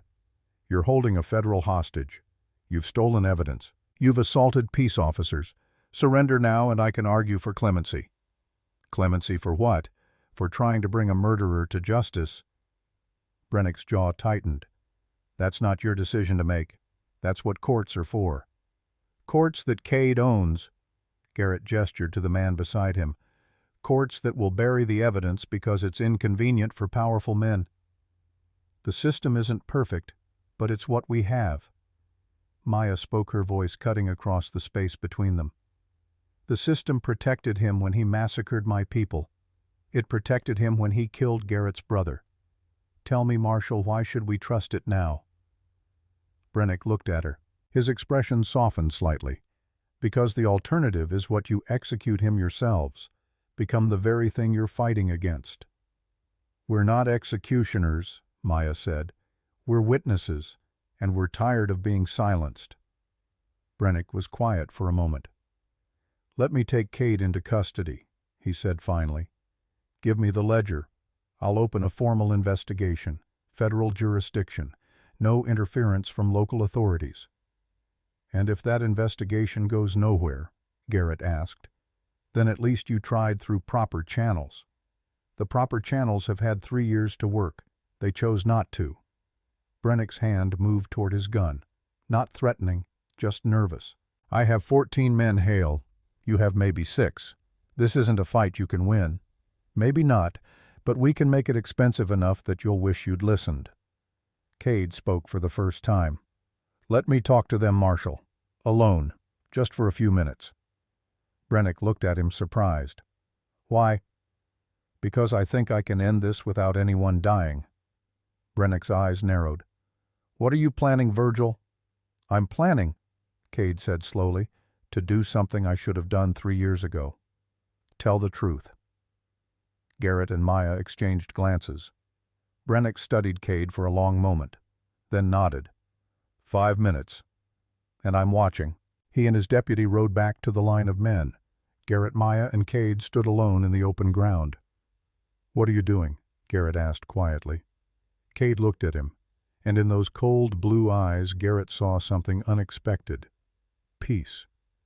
"I'm choosing how this ends," Cade said, "because if I don't, Brennick will, or you will, or someone else will, and I'm tired of other people writing my story." "We don't want to hear your justifications," Maya said. "I'm not offering justifications," Cade replied. "I'm offering a confession, a real one, complete, witnessed, legally binding." Garrett felt his pulse quicken. "Why?" Cade smiled sadly. "You want the honest answer? I'm exhausted. 20 years of looking over my shoulder. 20 years of wondering which knife will find my back. 20 years of being the man everyone fears." He paused. "I lost my son because of this territory, because of the violence that men like me created. And then I became the thing that took him. I became the violence." Tears ran down his weathered face. "I can't bring him back. Can't bring back your brother. Can't bring back your sister. But I can stop being the thing that takes other people's brothers and sisters and sons." Maya's voice was thick with emotion. "You think a confession erases what you did?" "No," Cade said, "but it might prevent me from doing it again, and it might give you what you need to stop the others." Garrett looked back at the mission, at Kuruk and his men waiting on the walls, then at Brennick and the posse. "What do you want in exchange?" he asked. "I want to choose how I die." The words fell like stones. "You want us to kill you?" Maya said. No. I want you to let me walk into the desert. Alone. No water. No supplies. Just me and the land, and whatever judgment waits for me out there. Garrett stared at him. That's suicide. That's accountability, Caid corrected. I've built walls around myself for 20 years. Money, power, fear. I want to die without those walls. Just a man facing what he's done. He looked at them both. I'll write it all down. Every name, every crime, every person I paid off or threatened or killed, everything you need to bring down the people who enabled me, senators, judges, business partners, all of them. And we're supposed to just trust you? Maya asked. No, you're supposed to watch me write it, watch me sign it, watch Brennick witness it, make it so legally binding that even my powerful friends can't make it disappear. Garrett and Maya walked a short distance away. What do you think? Garrett asked quietly. Maya was quiet for a long time. I think he's sincere. I think he's a man who finally realized what he became, and this is his way of trying to make it right. It doesn't make it right. Nothing makes it right. No, but it might stop it from happening again. Garrett looked at Caid standing alone, bound, beaten, but somehow more dignified than he'd been in his mansion surrounded by wealth. If we accept we're gambling everything on that confession actually meaning something. And if we don't accept, Maya said, we fight, people die, and Caid might die without ever telling us who else was involved. We'd win the battle but lose the war. Garrett thought about Thomas, about the letter, about 3 years of planning for a moment that looked nothing like what he'd imagined. My brother used to say that justice isn't about revenge, it's about making sure the wrong stops spreading. He looked at Mia. What would Nasha want? Maya's eyes filled with tears. She'd want the truth, and she'd want it to mean something. Garrett nodded. They walked back to Caid. We accept your deal, Garrett said, but with conditions. Name them. The confession happens now, in front of Brennick and witnesses. Every detail, every name, signed on every page. Agreed. You include everyone who helped you, everyone who looked the other way, everyone who profited from your crimes. Agreed. And after you ride out, Mia added, her voice hard, you don't come back, ever. If you somehow survive, if you find water, if someone saves you, you stay gone. You become a ghost. Caid nodded. I have no intention of surviving, but yes, if I do, I'll disappear. Garrett called to Brennick. The marshal rode forward. We have an agreement, Garrett said. Caid will confess to everything, in writing, witnessed and signed. In exchange, we let him leave, alone, into the desert. Brennick looked between them, confused. I don't understand. You don't have to, Caid said. Just get me paper and ink, and prepare to arrest some very important people. The confession took 4 hours. They set up a makeshift table in the shade of the mission wall. Brennick's deputy brought paper, ink, and pens from his saddlebags, and Virgil Caid began to write. He wrote slowly, methodically. His handwriting was surprisingly elegant for a man whose hands had ordered so much violence. Page after page, names, dates, amounts, locations, every bribe he'd paid, every official he'd corrupted, every person he'd ordered killed and who had carried out those orders. The raid on the Apache camp was there, in detail, the exact coordinates, the false report he'd filed claiming the camp had attacked first, the names of the soldiers who'd participated, including Thomas Hale's name, and what had happened to him. Thomas confronted me the day after the raid, Caid said as he wrote. Said he was going to report it. I told him he'd be court-martialed for disobeying orders. He said he didn't care. Caid's hand trembled slightly. So I had 2 of my men follow him, make it look like an accident, a fall from his horse. They broke his neck and left him in a ravine. Garrett's hands tightened into fists. Hearing it said out loud was different than knowing it. Their names, Garrett said. His voice was rough. Corporal James Hendricks and Private William Shaw, both discharged now. Hendricks is in Silver City. Shaw died 2 years ago. Cholera. Cade wrote their names. Maya stood nearby watching. She had thought this would bring satisfaction. Instead, she felt hollow. Each name was a life destroyed. Each line was someone's family torn apart, and no amount of ink on paper would bring them back. Kuruk came down from the mission to witness. He stood silent as Cade described the raid that had killed his wife, his son, his daughter. When Cade reached the part about Nasha, he stopped writing, looked up at Maya. I didn't know her name then, but I know it now, and it will be here. He wrote Nasha, age 16, killed by Corporal James Hendricks while fleeing, unarmed. Maya closed her eyes. Seeing her sister's name in a legal document made it real in a way it hadn't been before. Official, acknowledged, witnessed. Cade continued writing. Other crimes, land frauds, claim jumpings, mine accidents that weren't accidents, witnesses who disappeared, judges who ruled favorably after receiving donations. 20 years of corruption distilled into careful handwriting. When he finally finished, the sun was low on the horizon. Cade stacked the pages neatly. 15 pages total. He signed each one, then dated them. Then wrote at the bottom of the last page, I, Virgil Cade, give this confession freely and of sound mind. I acknowledge that everything written here is true to the best of my knowledge and recollection.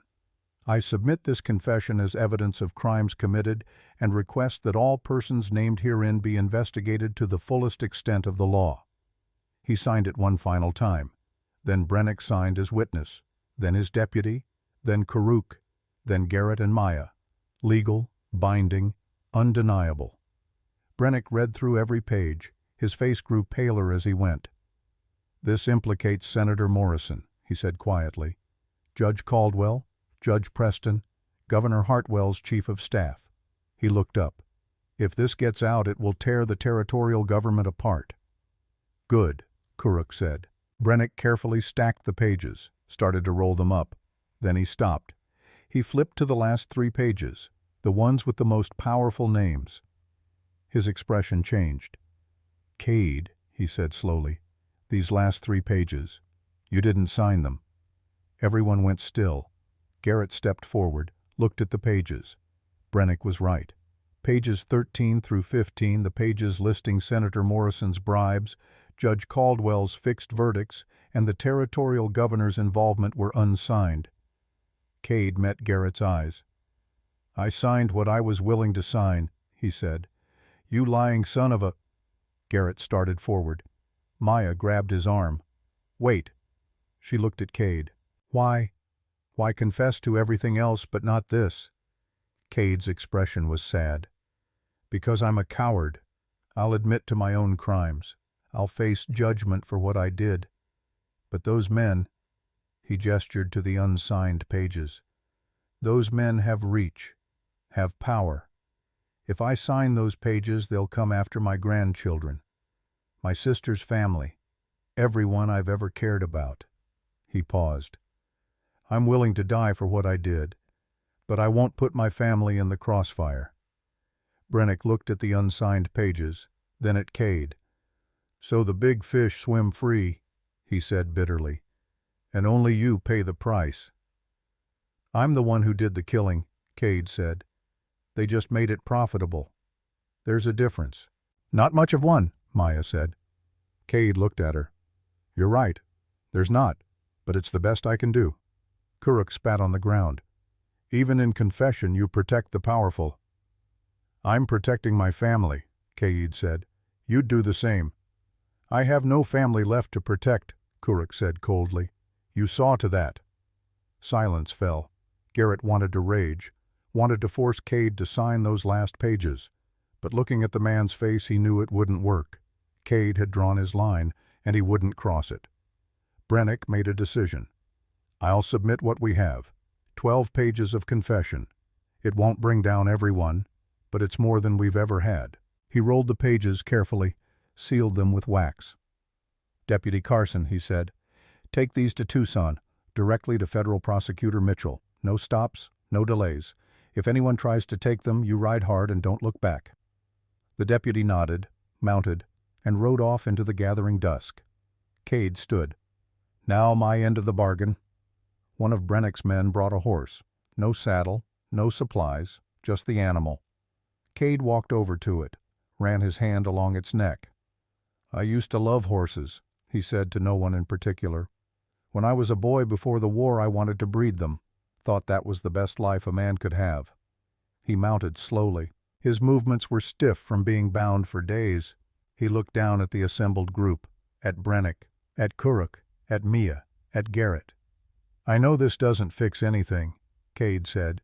"I know it doesn't bring back the dead, but maybe it stops me from adding to their number." "Maybe," Garrett said, "but probably not. Men like you always find replacements." Cade smiled faintly. "You're learning. That's good." He looked at Maya. "Your sister. I want you to know something about her death." Maya tensed.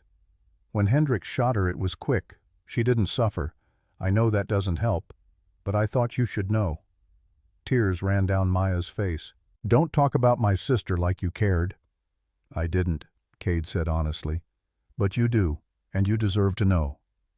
He turned the horse south, toward the emptiest, driest part of the desert. "One last thing," he said. "There's a lockbox, buried under the oak tree behind my house in Garnet Valley, 3 feet down. It has copies of financial records, deeds, contracts, things that might help you prove the connections I couldn't sign my name to." Garrett's eyes widened. "Why are you telling us this?" "Because I can't sign those pages.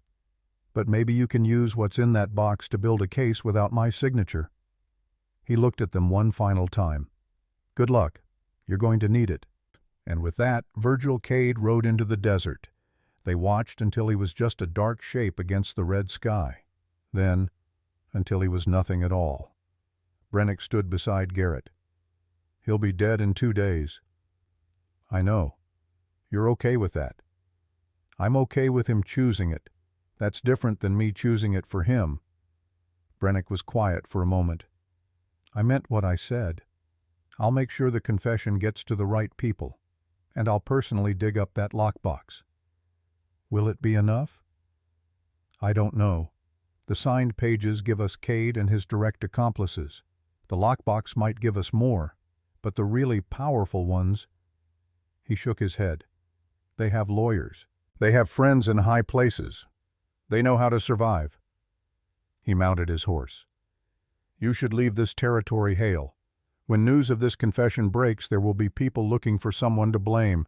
You and Maya will be targets." "Where would we go?" "North. Montana Territory is opening up. Or east. Lots of open land in Kansas. Somewhere you can start fresh." Garrett nodded slowly. Brennick turned to leave, then stopped. "For what it's worth, your brother would be proud. You did what he couldn't. You got the truth out." "Part of it?" "Part of the truth is better than none of it." Brennick rode off with his remaining men, leaving Garrett, Maya, and Kuruk standing in the fading light. "It's done," Kuruk said. "Is it?" Maya asked. "The most powerful men involved will probably walk free." "But Cade won't," Kuruk said. "And the others named in the signed pages will face justice. That's more than we had yesterday." He looked at Garrett. "Sometimes you don't get perfect justice. You get what you can carry." Maya turned to Garrett. "What now?" Garrett looked at the mission, at the broken building that had sheltered them, then at the horizon where Cade had disappeared. "Now we go home. To the ranch. We rebuild it. Make it into something more than a hiding place. And if people come for us, then we face them. Together." Maya smiled, small, exhausted, but real. Together. 5 weeks later. The fence line stretched across the valley in a long, straight line. New posts, new wire, but not barbed wire anymore. Just smooth wire meant to mark boundaries, not to wound. Garrett drove the last post into the ground, stepped back, wiped sweat from his forehead. The ranch had changed. A larger barn stood where the old one had been, a second house for Kuruk and his family, a bunkhouse for the Apache workers who had come seeking employment and found something more like community. 23 people now called this place home. Apache, Mexican, white, working side by side, building something new. Maya walked over to him carrying 2 cups of water from the well. "The fence is finished," she said. "Almost." "What's left?" Garrett pointed north, to the place where he'd first found her, where she'd been tied to the fence post.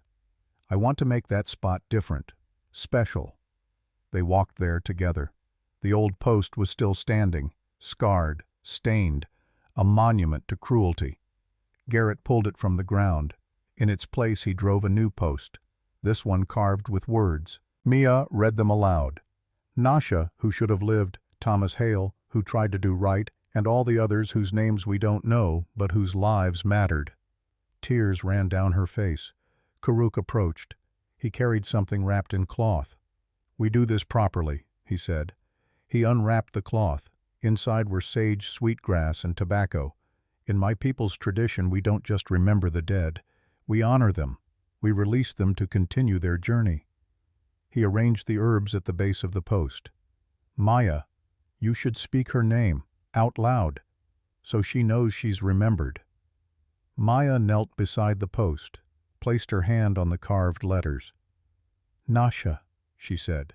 Her voice cracked. "You wanted to be a healer. You believed every living thing had purpose. You would have loved this place. All these different people working together, healing instead of hurting." She paused. "I'm sorry I couldn't save you, but I promise I'll live the way you taught me. With hope, with purpose, with belief that things can be better." Kuruk lit the herbs. Smoke rose sweet and cleansing. He began to sing, an Apache death song, low and mournful and beautiful. Other Apache workers heard the singing and came. They stood in a circle around the post. Some joined the song. Others stood silent, heads bowed. When the song ended, Kuruk turned to Garrett.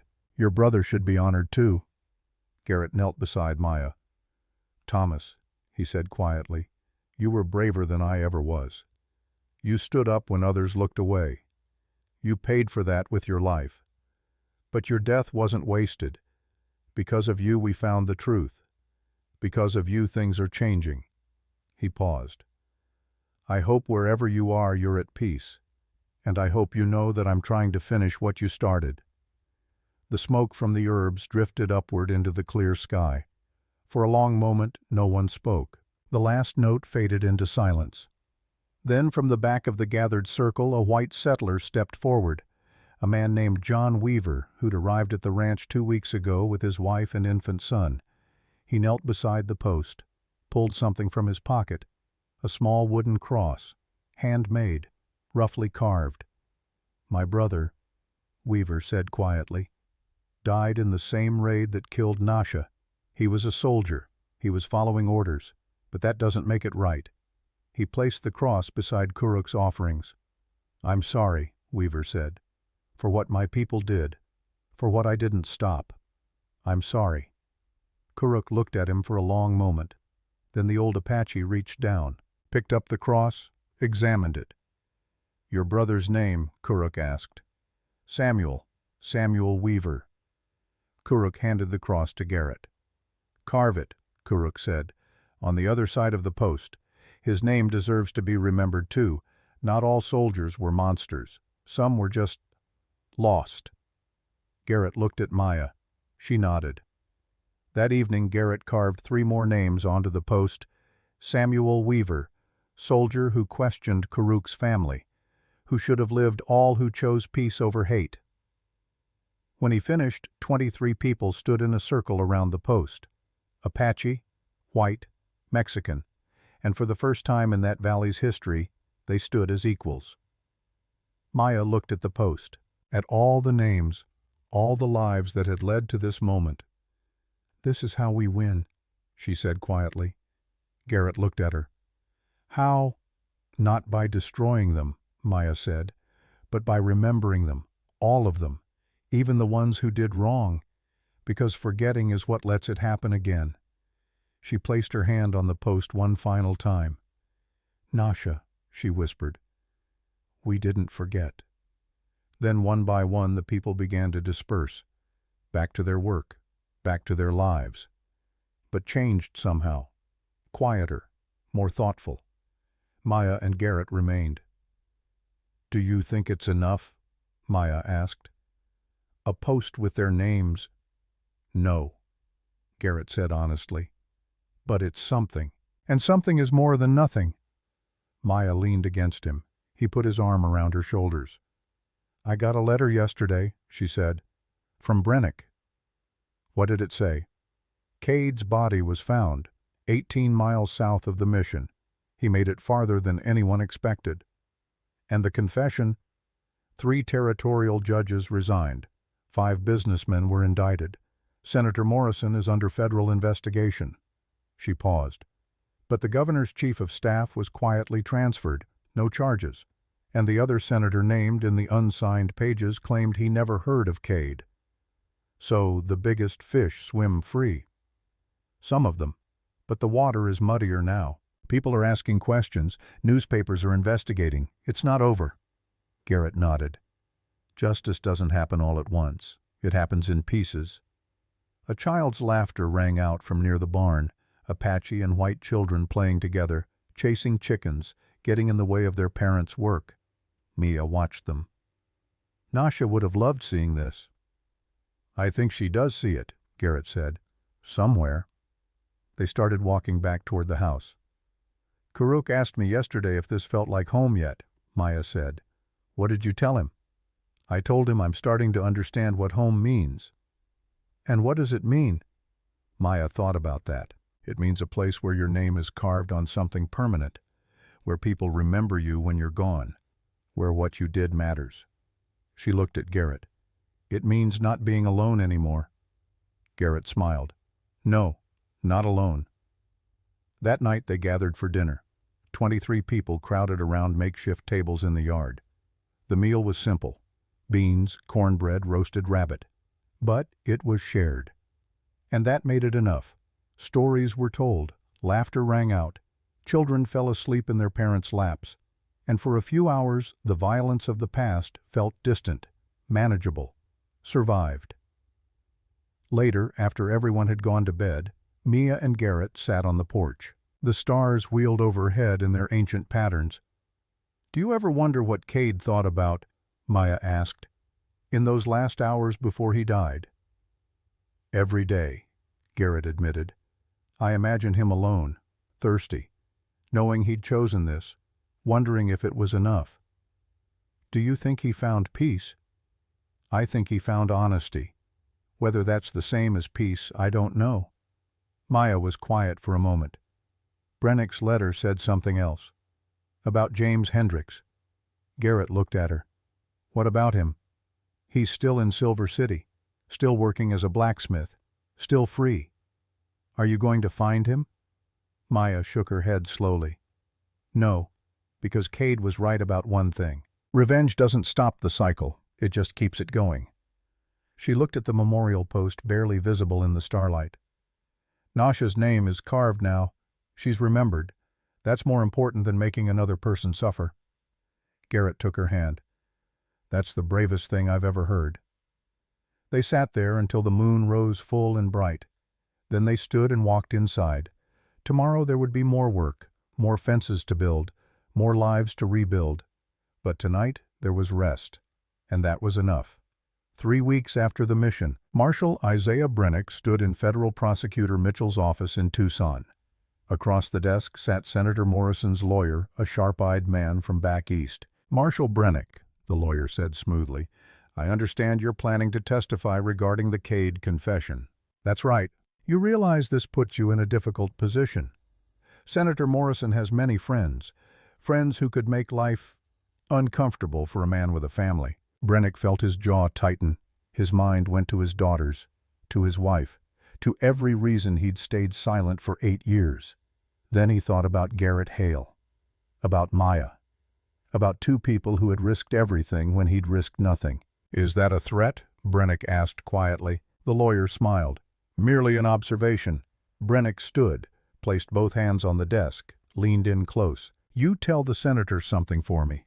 Tell him I've spent 8 years being afraid, and I'm done.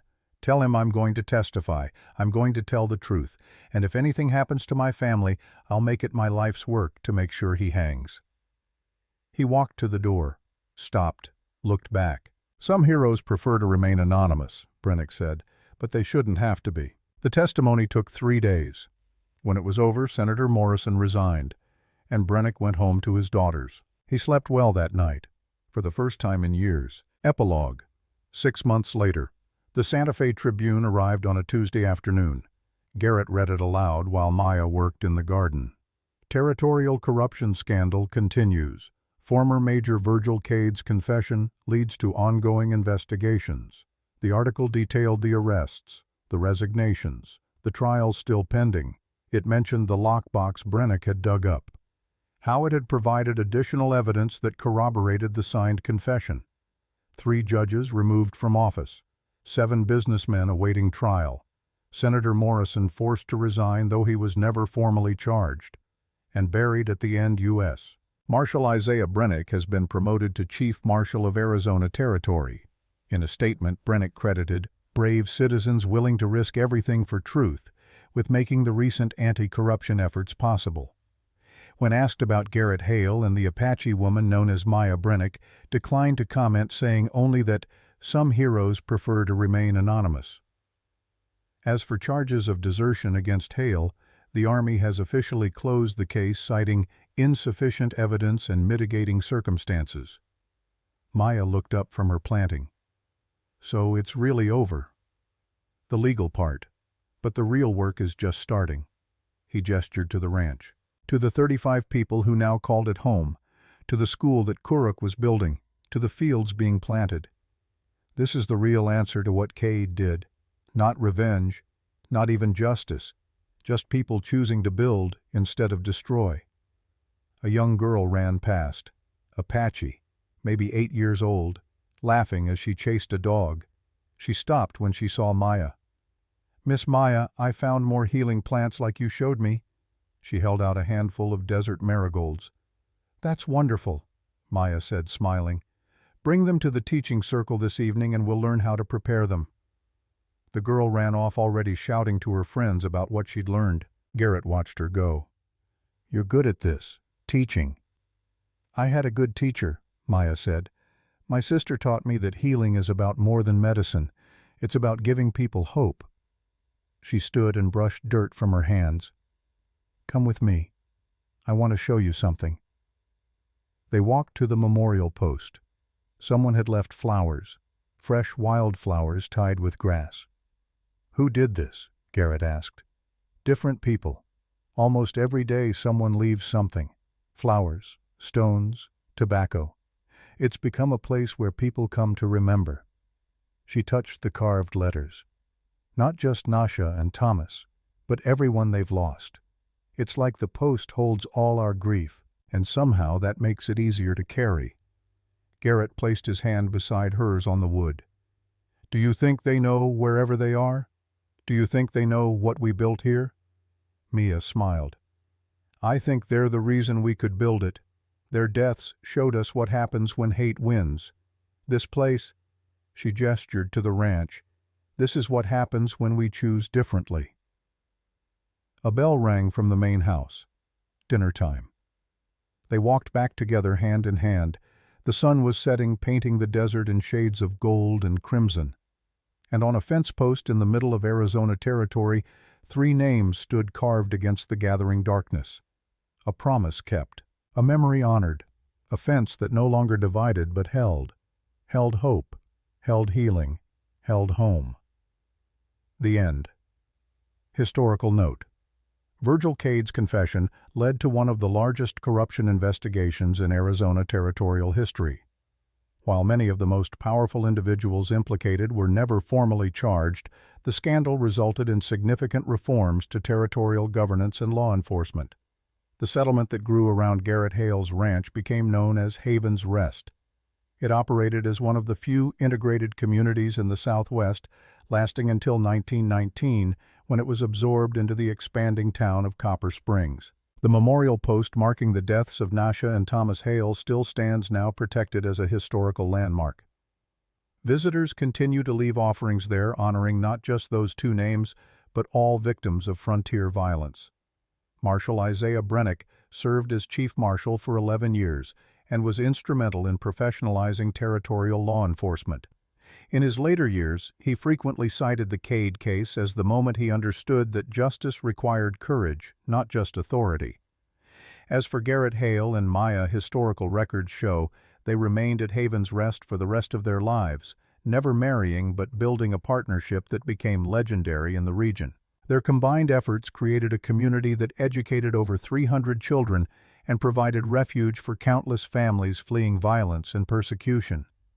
The wire fence they built together stood for 47 years before finally being replaced. By 1919, the settlement had educated 312 children of mixed heritage and provided temporary refuge to over 600 families fleeing violence across the Southwest.